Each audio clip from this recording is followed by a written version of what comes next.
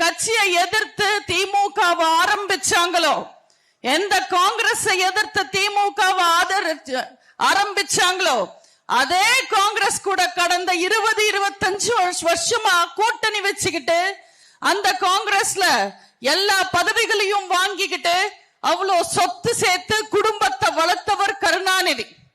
அவரோட மகன் ஸ்டாலின் அதுக்கு மேல ஒரு படி மேல போய் மக்களுக்கு எதுவுமே செய்யாம போலி வாக்குறுதிகளையும் பொய்யான விளம்பரங்களும் கொடுத்து மக்களை ஏமாத்துறாரு, ஆட்சியை பிடிக்கிறாரு, குடும்பத்துக்காக கொள்ளை அடிக்கிறாரு.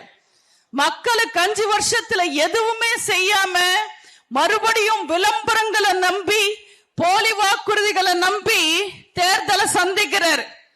அவரோட மகன் இன்னும் பெரிய ஆளு உதயநிதி. நீட்ட ஒழிக்கிறேன்னு சொல்லி தமிழ்நாட்டை நம்ப வச்சு தமிழக மக்களை ஏமாத்தி ஆட்சிக்கு வந்தாங்க.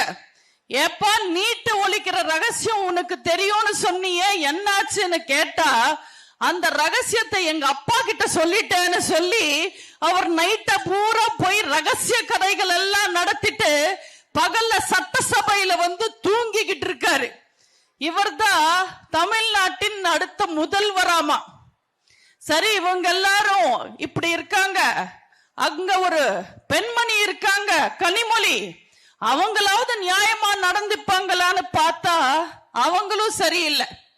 போன அதிமுக ஆட்சியில யாராவது தடுக்கி விழுந்தா கூட மக்கள் எல்லாம் செத்துடுறாங்க, பெண்கள் எல்லாம் விதவைகளா இருக்காங்க, விதவைகள் அதிகமாயிட்டாங்க, டாஸ்மாக் மூடணும்னு சொன்னாங்க.